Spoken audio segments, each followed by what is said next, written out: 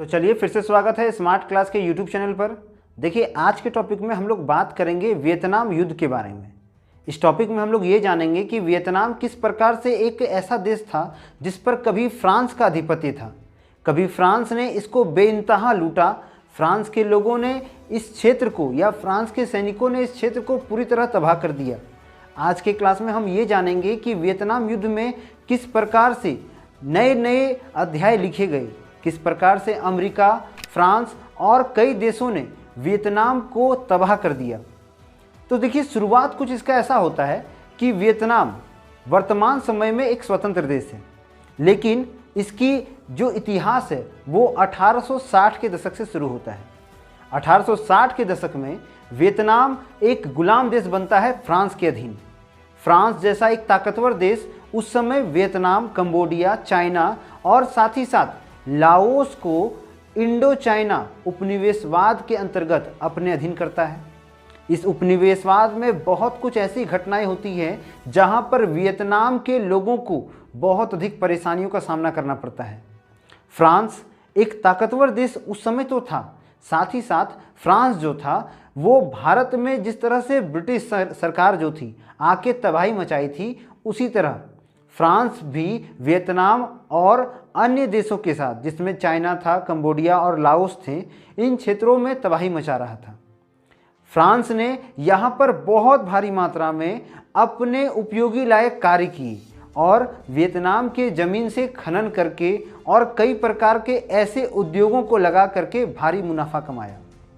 यह फ्रांस की एक बोल सकते हैं कि सबसे अधिक चौमुखी विकास का कारण बना। देखिए 1860 से लेकर 1941 तक फ्रांस जो था वो इंडो चाइना क्षेत्र का बोल सकते हैं सबसे ताकतवर देश बना रहा और फ्रांस जो था उसका दबदबा इस क्षेत्र में ज़्यादा रहा। लेकिन 1941 के बाद अब एक नए देश ने फ्रांस के इस दबदबे को घटाने का प्रयास किया और वो देश था जापान।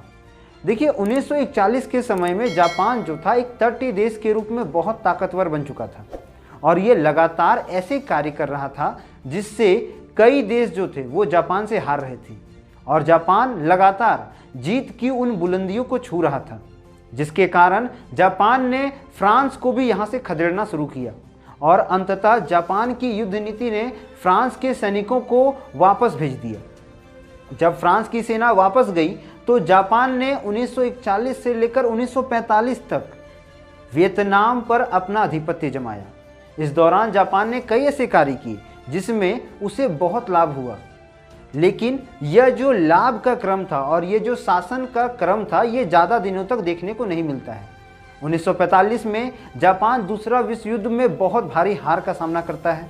उसके दो शहरों के ऊपर अर्थात हिरोशिमा और नागासाकी के ऊपर अमेरिका ने परमाणु हमला किया था, जो विश्व में पहली बार ऐसा धमाका मचाया था जिससे जापान की कमर टूट चुकी थी और जापान अब कमज़ोर पड़ चुका था। इसका प्रभाव वियतनाम में भी देखने को मिला। वियतनाम में जापान की जो एक ताकतवर सेना थी अब दम तोड़ चुकी थी और अंततः जापान के जो दो मुख्य क्षेत्र थे, जहां नॉर्थ वियतनाम और साउथ वियतनाम का जो क्षेत्र था, ये पूरी तरह अब चाइना और यूके के अधीन आ चुका था। इन दोनों क्षेत्रों की जो सेनाएं थी, जो जापान की दोनों क्षेत्रों में सेनाएं थी अर्थात नॉर्थ वियतनाम और साउथ वियतनाम में, इन दोनों ने यह फैसला किया कि वे अब अपने देश को वापस चल जाएंगे और उन्होंने इसके तहत चाइना और यूके के समक्ष आत्मसमर्पण कर दिया। ये आत्मसमर्पण जो था ये काफ़ी बोल सकते हैं एक ड्रामेटिकल रूप था, क्योंकि यहाँ पर जैसे ही आत्मसमर्पण हुआ चाइना जो था अपने पुराने रवैये में कायम हो गया। चाइना चाहता था कि वो अपने क्षेत्र को बढ़ाने के लिए वियतनाम के उन क्षेत्रों को अपनाए जो चाइना से सटे हुए थे। तो चाइना ने इसमें अब अपना अधिकार दिखाना शुरू किया, लेकिन तब तक यहाँ एक बोल सकते हैं नया मोड़ आता है। यह मोड़ था फिर से फ्रांस के आगमन का। फ्रांस फिर से अपना दावा पेश करता है और एक प्रस्ताव देता है जिसमें वह यूके और चाइना से आग्रह करता है कि जो क्षेत्र उन लोगों ने वियतनाम का जीता है उन्हें वापस फ्रांस के अधीन कर दे, उसके बदले में ये उन्हें खुला व्यापार जो है अपने देश में करने देंगे। इसमें यूके तो तैयार हो जाता है, वो मंजूरी दे देता है कि ठीक है आप यहाँ आके व्यापार कर सकते हैं, लेकिन चाइना इसमें आनाकानी करने लगता है, क्योंकि आपको पता है कि चाइना जो है वो शुरुआत से ही जमीनी क्षेत्र में अपने आप को मजबूत रखने का प्रयास कर चुका है और चाइना ने इसमें अपनी संतुष्टि नहीं दिखाई, किंतु धीरे धीरे इसमें एक समझौता किया गया और इस समझौते के तहत चाइना को कुछ हिस्सा दिया गया और कुछ हिस्सा जो था वो वियतनाम का फिर से फ्रांस ने अपने अधीन रखा। देखिए, जब तक ये पूरा प्रक्रिया हो रहा था, जब तक ये पूरा घटना हो रहा था, तब तक बहुत देर हो चुका था। अब बात यहाँ आता है कि देर किस चीज़ का हुआ। जिस तरह से एक तरह जो बोल सकते हैं कि फ्रांसीसी सरकार दोबारा अपने शासन क्षेत्र को कायम करना चाह रही थी वियतनाम में, इसमें वो बहुत देरी कर चुके थे, क्योंकि 1946 तक ये जो प्रक्रिया था इसमें गृह युद्ध की संभावना बढ़ने लगी थी। मेरे कहने का मतलब यह है कि 1946 में जब पुनः फ्रांस इन क्षेत्रों पे अर्थात वियतनाम के क्षेत्रों पे अधिपत्य करने का प्रयास करता है, तो वहाँ पर इन्हें बहुत भारी मात्रा में गृह युद्ध का सामना करना पड़ता है। गृह युद्ध अर्थात एक ऐसा युद्ध जो किसी देश के अंदरूनी भाग में होता है अपने सरकार के विरुद्ध। तो फ्रांस जब यहाँ अधिपत्य कर रहा था या फ्रांस जब यहाँ शासन करने का प्रयास कर रहा था, तब तक वियतनाम के अंदर बहुत सारे क्रांतिकारी पार्टियां तैयार हो चुकी थी, जिसमें से एक पार्टी था वियतनाम मिन्ह पार्टी। देखिए, इसे कई जगहों पर वियत मिन्ह पार्टी भी कहा जाता है और इस पार्टी के जो अध्यक्ष थे उनका नाम था हो ची मिन्ह। और हो ची मिन्ह नामक यह व्यक्ति जो था, यह बहुत ही बोल सकते हैं कि आधारशिला और अपने आप को बहुत ही मजबूत राजा मानता था, या बोल सकते हैं कम्युनिस्ट दल का एक महत्वपूर्ण शासक खुद को मानता था। इसने यह फैसला किया कि वो किसी भी हालत में फ्रांस को दोबारा वियतनाम में कब्जा करने नहीं देगा और इसके तहत इसने अपने एक अलग आर्मी तैयार की और इस आर्मी के साथ मिलकर के इसने फ्रांसीसी सेनाओं के साथ युद्ध किया। यहाँ सबसे इंटरेस्टिंग बात यह है कि इन्होंने पुराने औजारों का प्रयोग किया, जबकि फ्रांसीसी लोग नए औजार का उपयोग कर रहे थे, नए तरह के हथियारों का उपयोग कर रहे थे।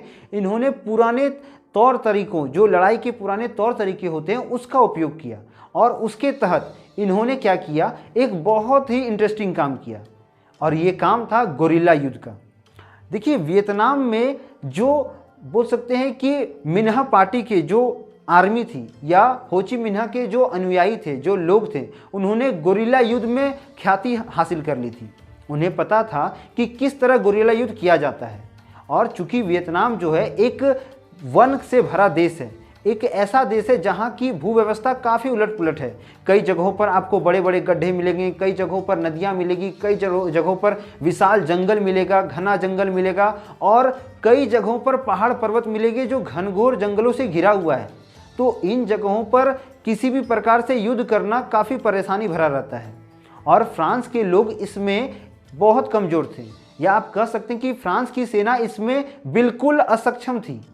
इसीलिए इसका पूरा फ़ायदा जो था वो मिन्ह पार्टी के जो आर्मी थी, या बोल सकते हैं हो ची मिन्ह का जो अनुयायी थे, जो लोग थे, जो सेना थी, उसने इसका पूरा फ़ायदा उठाया और इस फ़ायदा के तहत उन लोगों ने फ्रांसीसियों को लगातार मारना शुरू किया। 2.5 लाख से भी अधिक फ्रांसीसियों को मारा गया और उन्हें मार करके बोल सकते हैं कि एक ऐसे क्षेत्र को तैयार किया गया जहां पर अब वियतनामी सरकार की एक नई पहल शुरू हो गई थी। देखिए, जिस प्रकार से फ्रांस को खदेड़ा जा रहा था, फ्रांस अब समझ चुका था कि उसका दोबारा वियतनाम में कब्जा करने का जो सपना है वो बेकार हो जाएगा और इस पर पानी फिर जाएगा।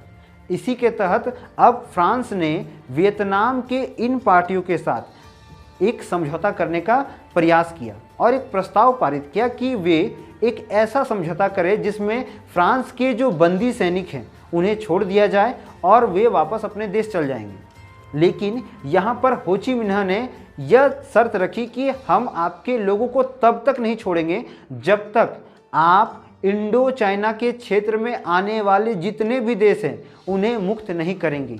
अर्थात चाइना, कंबोडिया, लाओस और वियतनाम, इन चारों देशों को फ्रांस को छोड़ना ही होगा। इस चीज़ से फ्रांस जो था वो उसके पास कोई चारा नहीं था और उसे अंततः यह बात माननी पड़ी। फ्रांस मजबूरन इस बात को मान लिया और किसी तरह उसने मन मुटाव करके वहाँ से जाने का फैसला किया। इससे अब वियतनाम की जो राज्य के लोग थे और वियतनाम के जो मुख्य नेता थे उन्हें बहुत अधिक बल मिला। इस बल से वियतनामी सरकार जो था अब नए रूप में आ रहा था। किंतु यहाँ पर एक और इंटरेस्टिंग फैक्ट होता है और वो ये था कि वियतनाम अब 2 गुटों में बंट रहा था। यह वियतनाम 2 गुटों में बंटने का कारण ये था कि यहाँ पर अमेरिका ने अपनी एक बोल सकती है चाल चल दी थी।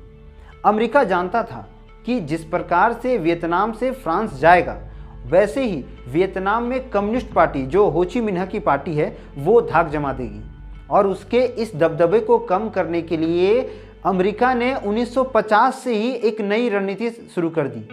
इसके तहत अमेरिका ने साउथ वियतनाम को, ध्यान से सुनिएगा, अमेरिका ने साउथ वियतनाम को अब नॉर्थ वियतनाम से अलग करने का प्रयास किया, जिसके लिए अमेरिका ने अपने बहुत बड़े समर्थक जिसका नाम नॉन डिल डीन था उसे नियुक्त किया और उसे एक ऐसा बोल सकते हैं भार सौंपा कि आप जाके साउथ वियतनाम के ऊपर शासन करो, हम आपके साथ खड़े हैं। और उसने अर्थात नॉन डिम डिन जो थे उसने अपनी पार्टी साउथ प्रो वेस्ट नामक पार्टी का जो एक बोल सकते हैं सरकार को साउथ वियतनाम में नियुक्त कर दिया। जैसे ही उसने साउथ वियतनाम में सरकार को नियुक्त किया, नॉर्थ वियतनाम जो था वो उग्र हो गया और नॉर्थ वियतनाम में पहले से ही जो था वो हो ची मिन्ह की पार्टी का दबदबा था, अर्थात कम्युनिस्ट पार्टी का दबदबा था। कम्युनिस्ट पार्टी इस चीज़ को पूरी तरह देख रही थी और उससे ये बात हजम नहीं हुई। उसने फिर से नॉन डिम डिन को, अर्थात जो साउथ वियतनाम के जो बोल सकते हैं मुख्य सरकारी अध्यक्ष थे या मुख्य सरकार जो थे, उनसे आग्रह किया कि दोनों देशों को मिला दिया जाए। क्योंकि पहले ही जब फ्रांस इस जगह को छोड़ रहा था और जब जेनेवा नामक एक प्रस्ताव पर हस्ताक्षर फ्रांस और वियतनाम ने किया था, तब ये बात क्लियर हो चुका था कि कुछ दिन बाद दोनों जो देश है अर्थात नॉर्थ वियतनाम और साउथ वियतनाम एक हो जाएंगे और फिर से एक यह अखंड वियतनाम यानी कि एक वियतनाम नामक देश बनेगा। इस बात को नॉन डिम डिन जो थे वो विरोध करते हैं इसका। वो बोलते हैं कि हम ऐसा नहीं करेंगे, क्योंकि वो जानते थे कि अगर उसने ऐसा कुछ किया तो कम्युनिस्ट पार्टी जो है वो साउथ वियतनाम में भी आ जाएगी और नॉर्थ वियतनाम की तरह साउथ वियतनाम में भी कम्युनिस्टों का अधिकार हो जाएगा। इसलिए उसने सत्ता की लालच में ऐसा करने से मना कर दिया। साथ ही साथ नॉन डिम डिन जो था उसको अमेरिका का सपोर्ट हासिल था और अमेरिका ये नहीं चाहता था कि कभी भी नॉर्थ वियतनाम और साउथ वियतनाम एक हो। इसलिए उसने साउथ वियतनाम में कुछ ऐसी चाल चली जिसके तहत साउथ वियतनाम के सैनिकों को भारी मात्रा में अन्य तरह के अत्याधुनिक हथियार दिए जाने लगे और उन्हें अमेरिकी सोल्जर्स के द्वारा ट्रेनिंग मिलने लगा। ऐसे बहुत सारे लोगों को भेजा गया अमेरिका से साउथ वियतनाम में जो नॉर्थ वियतनाम के विरुद्ध साउथ वियतनाम के सैनिकों को तैयार कर सकते थे। फिर से समझ लीजिए कि साउथ वियतनाम का पूरा समर्थन अमेरिका कर रहा था और अमेरिका ने अपने ऐसे सेना को भेजा वहां पर जो साउथ वियतनाम के सैनिक को मजबूती दे सकती थी और ये नॉर्थ वियतनाम को हरा सकती थी। यहाँ तक तो बात क्लियर था कि अब अमेरिका जो है धीरे धीरे इस युद्ध में कूदना चाह रहा था। वह चाहता था कि इस तरह वो कम्युनिस्ट दल को ख़त्म करेगा और वहाँ पर भी अपने अधिपत्य को जमाएगा। देखिए, यहाँ पर अमेरिका की बहुत बड़ी चाल थी। आपको चाइना के वीडियो में मैंने बताया था कि चाइना जो था एक कम्युनिस्ट देश बना और जब ये कम्युनिस्ट देश बना तब से इसने लगभग 50 साल तक कोई भी बाहरी देश के साथ व्यापार नहीं किया था। उसी तरह अमेरिका जानता था कि जिस तरह चाइना के साथ कुछ ऐसा हुआ है उसी तरह कहीं ये चीज़ वियतनाम के साथ ना हो। और कम्युनिस्ट पार्टी चूंकि वियतनाम में ऐसा है तो ऑटोमेटिक वो यही करेगी। वो भी क्या करेगी, अन्य देशों के साथ व्यापार नहीं करेगी। पहले क्या करेगी, पहले वे अपने देश में घरेलू जो उद्योग है उसको बढ़ाएगा और अपने व्यापार को बढ़ा करके वो अपनी आर्थिक स्थिति मजबूत करेगा। तब जा कर के वो किसी अन्य देश को, किसी यूरोपीय देश को या किसी बाहरी देश को मौका देगा अपने देश में व्यापार करने के लिए।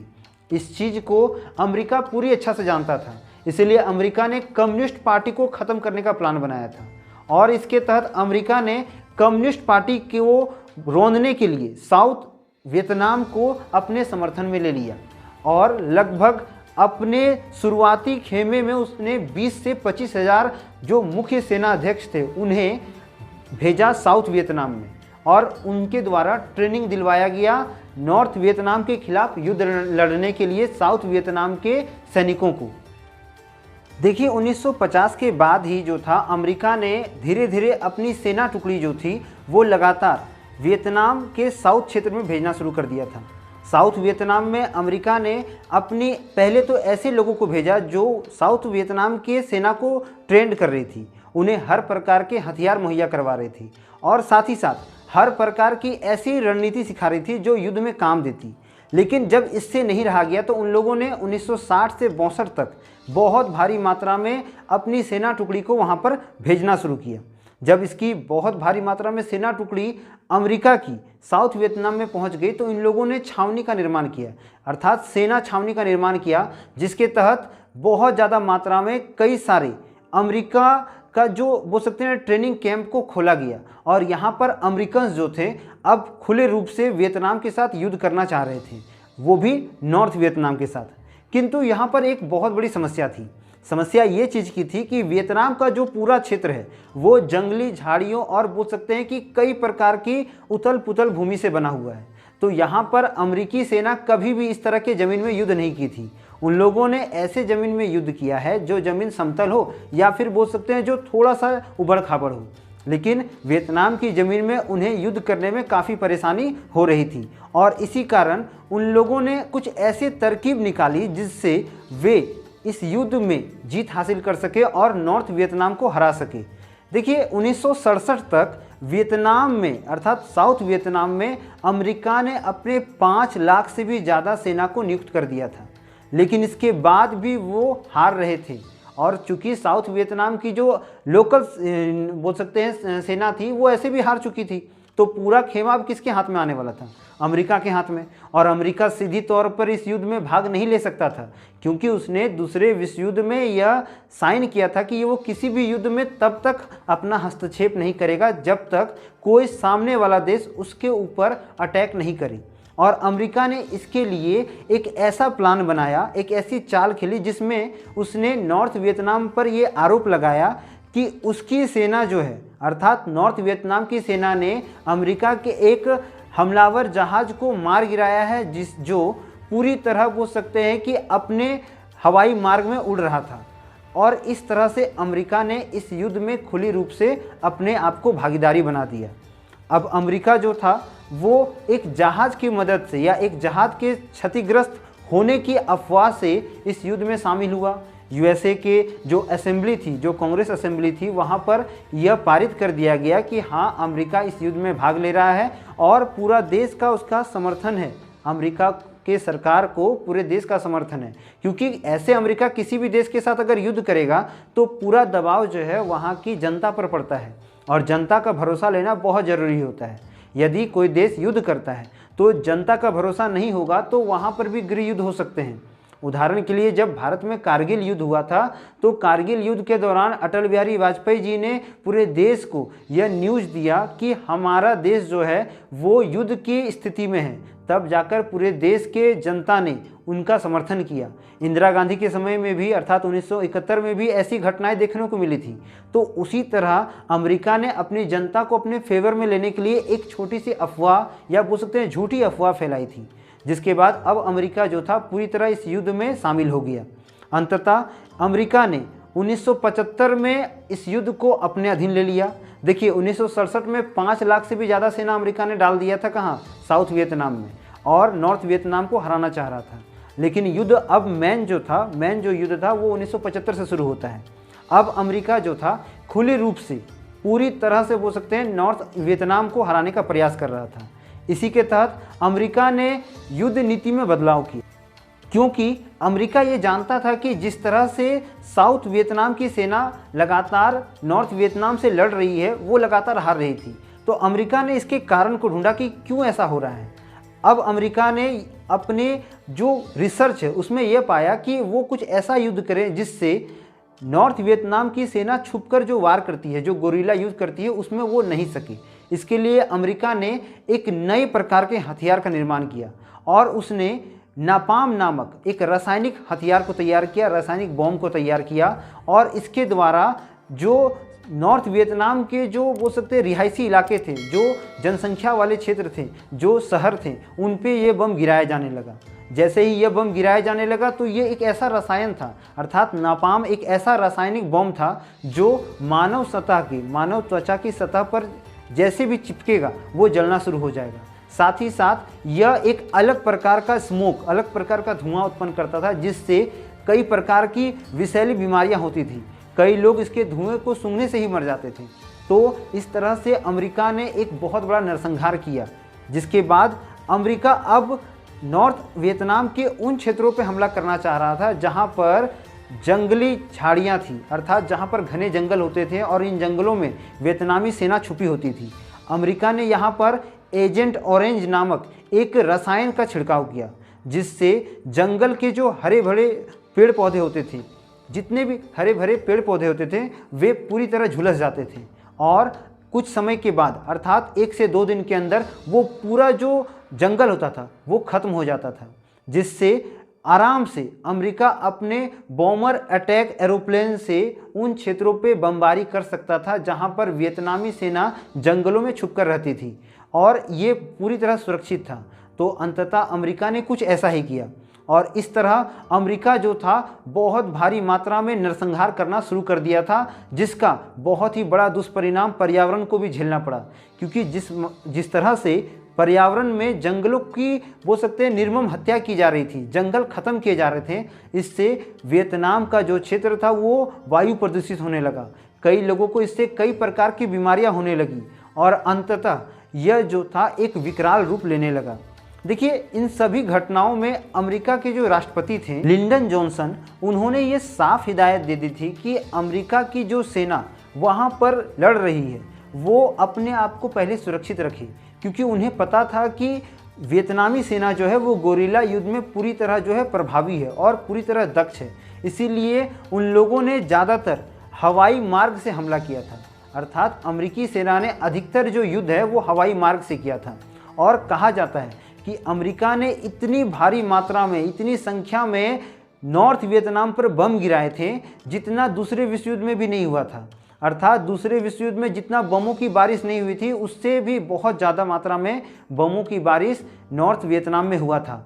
तो इस तरह से आज हम लोगों ने एक अध्याय में ये जाना कि किस तरह वियतनाम में अभी तक अमेरिका ने युद्ध किया और किस तरह वियतनामी सेना जो थी वो हारने लगी थी। लेकिन अगले वीडियो में हम लोग ये जानेंगे कि इन सभी चीज़ों के होने के बावजूद भी जो नॉर्थ वियतनाम था वो अमेरिका को हराता है और ऐसे तरकीब निकाल जिससे अमेरिका की पैरों तले जमीन खिसक जाती है।